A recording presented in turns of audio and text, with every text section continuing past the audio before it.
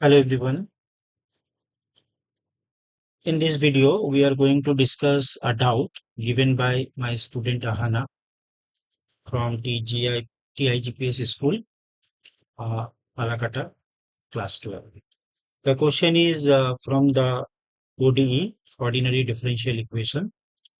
So, first of all, the question is what? X ka square plus y ka square and then dy is equal to x into y dx. Notice that यहाँ पर आप notice कीजिए कि D Y का जो coefficient है ना, D Y का जो कोफिशिएंट है वो है एक्स स्क्वायर वाई स्क्वायर। अगर मैं पूछूं इस टर्म का डिग्री कितना है तो आप बोलेंगे दो। इस टर्म का डिग्री कितना है? दो। फिर आप डी एक्स जो है, ये डी एक्स के साथ जो कोफिशिएंट है वो है एक्स इंटू वाई।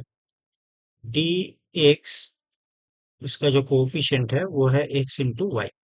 अगर मैं आपसे पूछूं इसका डिग्री बताओ तो इसका पावर वन और इसका पावर वन, तो डिग्री कितना हो जाएगा? दो। तो यहाँ तक तो क्लियर है। तो जब भी आपको ऐसा डिफरेंशियल इक्वेशन मिल जाए जहां पर डी वाई का जो भी कोएफिशिएंट है, हर टर्म का डिग्री, और डी एक्स का जो टर्म है, डी एक्स के साथ जो कोएफिशिएंट है उनका हर टर्म का डिग्री अगर सेम हो, तो इसको हम लोग कॉल करते हैं होमोजीनियस फॉर्म बोल के। तो ये जो है होमोजीनियस फॉर्म है। होमोजीनियस फॉर्म, डिग्री कितना हो जाएगा? होमोजीनियस फॉर्म है क्योंकि हर टर्म का डिग्री सेम है। होमोजीनियस फॉर्म है and degree of every term is same, that is degree 2, same degree का है ना, डिग्री 2। तो जब भी आपको ऐसा होमोजीनियस फॉर्म मिल जाए तो आपको करना क्या है नेक्स्ट स्टेप में? Try to write this expression as dy dx।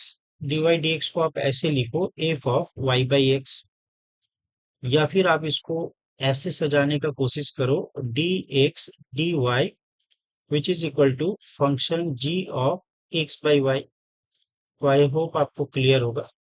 तो होमोजीनियस फॉर्म आने के बाद आपका नेक्स्ट टारगेट होगा कि अगर आप डी वाई डी एक्स लिखते हो तो फंक्शन आपको बनाना होगा वाई बाई एक्स का। ठीक है ना बच्चों? और अगर आप डी एक्स डी वाई लिखते हो तो आपको बनाना होगा function of x by y का। तो होप यहाँ तक आपको क्लियर है।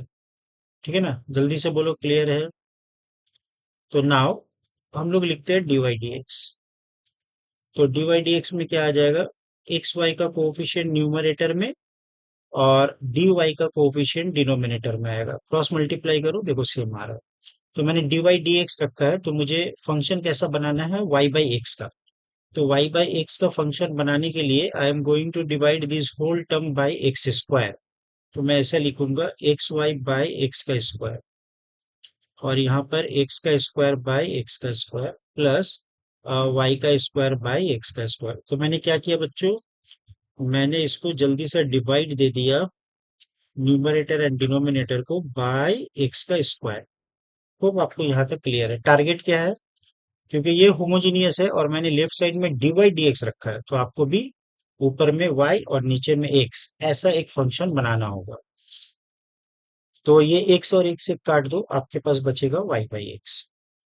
और फिर क्या आ जाएगा यहाँ पर? एक्स स्क्वायर कट के वन, और ये क्या आ जाएगा बेटा? y बाई एक्स का होल स्क्वायर। तो देखो तो बच्चों यहाँ तक क्लियर है कि नहीं? आप बोलोगे सर यहाँ तक तो फुल क्लियर है, अब इसके बाद क्या करें वो बताइए। तो इसके बाद कुछ नहीं करना, बट सब्स्टिट्यूशन देना है। y बाई एक्स को एक नया वेरिएबल u अज्यूम कर लेना है। तो let y by x is a new variable v। That means y is equal to v x, ये कर देना है। ठीक है ना?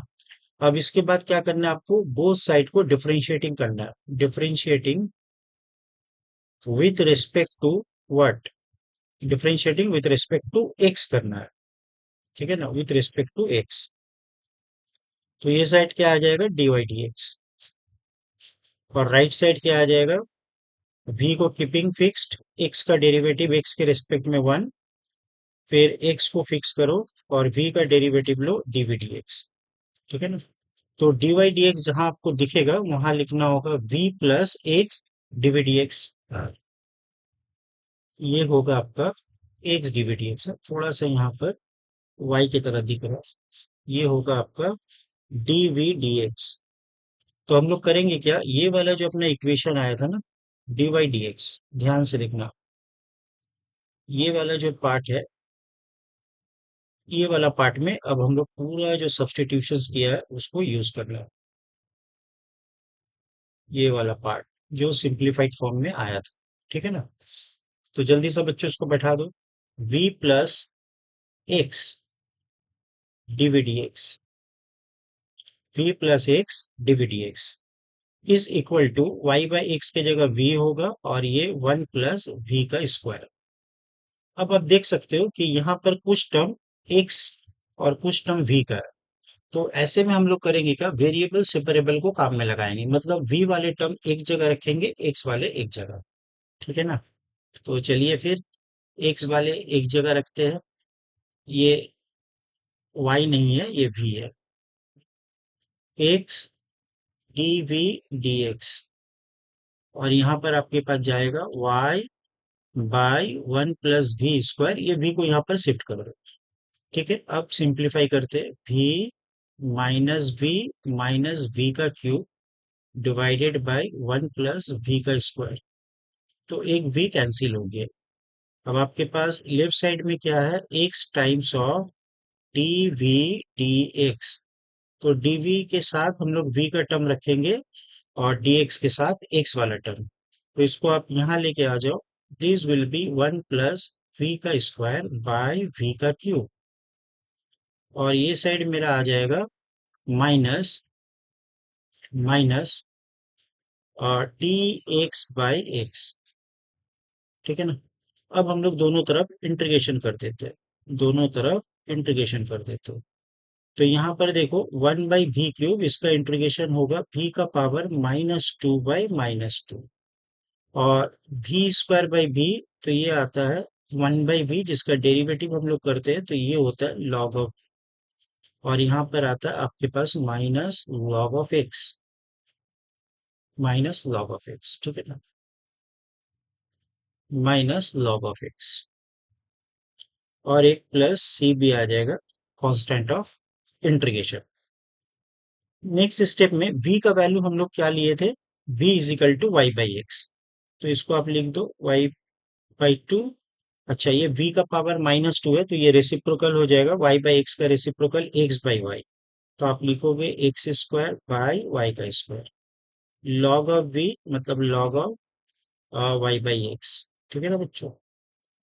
और यहाँ पर माइनस लॉग एक्स रहेगा प्लस सी। अब हम लोग को सी को कैलकुलेट करना है। तो सी को कैलकुलेट करने के लिए क्या करना पड़ता है, जल्दी से बताओ।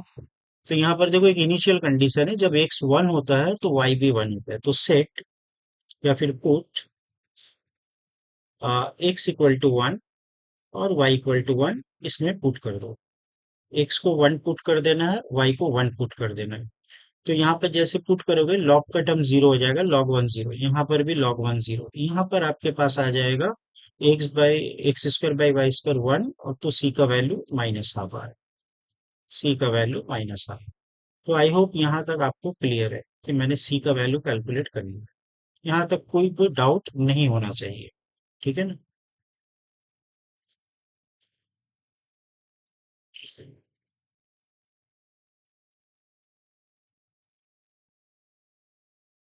c का वैल्यू हाफ आते ही आपको करना क्या है, ये जो अपना फाइनल इक्वेशन आया था ना, जहाँ पर dy dx मैंने रिमूव कर दिया था, तो यहाँ पर ये फाइनल इक्वेशन में आप c के जगह में -12 लिखोगे, तो this is your equation.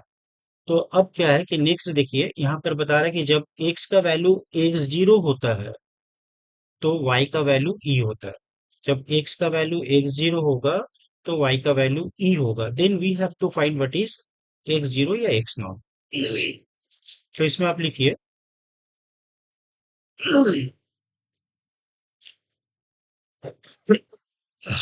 Sorry बच्चों। नाउ पुट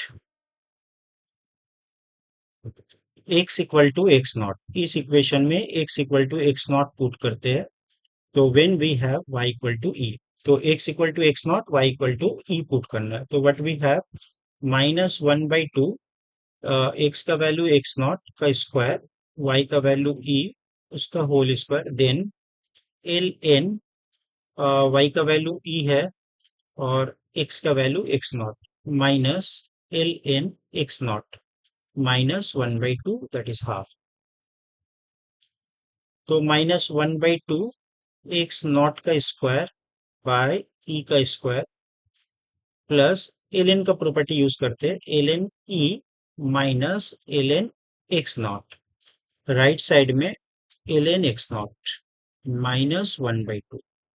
और यहाँ पर एक नेगेटिव साइन था, मिस्टेक हो गया, नेगेटिव साइन दे दो आप लोग। तो यहाँ पर हो जाएगा minus l n x naught minus half. तो अब बच्चों देखो, एक टर्म तो बहुत इजीली कैंसिल हो जा रहा है, l n x naught cancel, और एल एन ई जो है इसका वैल्यू आपके पास 1 है। तो इस 1 को यहाँ भेज दीजिए, तो इट विल बी 3/2, -3/2। तो -1/2 एक्स नॉट का square by e square is equal to -3/2। 2 and 2 cancel, negative negative sign cancel, x naught का square is equal to 3 e का स्क्वायर। तो जनरली एक्स नॉट आ जाएगा आपके पास प्लस एंड माइनस √3 ई, ठीक है ना। लेकिन बच्चों एक चीज आपको ध्यान में रखना है, आप अगर बोर्ड का एग्जाम दे रहे हो या जेई एमसीक्यू का एग्जाम दे रहे हो, तो वहां पर अगर मान लीजिए सिंगल करेक्ट ऑप्शन है, सिंगल करेक्ट अगर ऑप्शन है, तो दोनों ही साइन दिया हुआ है, पॉजिटिव भी नेगेटिव, तो सिंगल करेक्ट ऑप्शंस है तो आपको हमेशा √3 ई चूज करना है। क्योंकि ऐसे क्वेश्चंस में होता क्या है कि जनरली कोई अगर कंडीशन नहीं गिवन है, तो एक्स नॉट और वाई नॉट जो है वो बिलोंग्स टू फर्स्ट क्वाड्रेंट होता है, बिलोंग्स टू फर्स्ट क्वाड्रेंट। तो ये डिफरेंशियल इक्वेशन का एक ब्यूटी है। और अगर ये मल्टी करेक्ट है, अगर ये मल्टी करेक्ट है, तो आप फिर दोनों ही आंसर को टिक करेंगे। सिंगल करेक्ट में इसको प्रेफर करेंगे, मल्टी करेक्ट में दोनों ही करेंगे।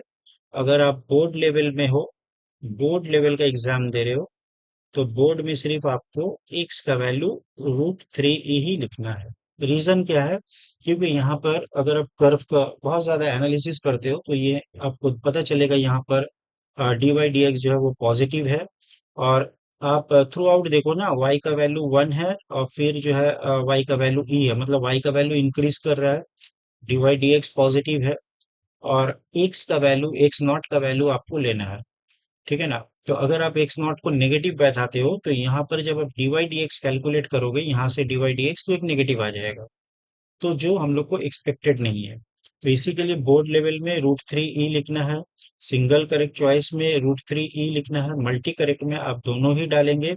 Generally this type of differential equation, the point, initial points और boundary points belongs to the first quadrant. Hope Ahana आपको ये समझ में आया है। तो इसके बाद जो है हम लोग नेक्स्ट क्वेश्चन में मिलते हैं। Till then bye, have a nice day.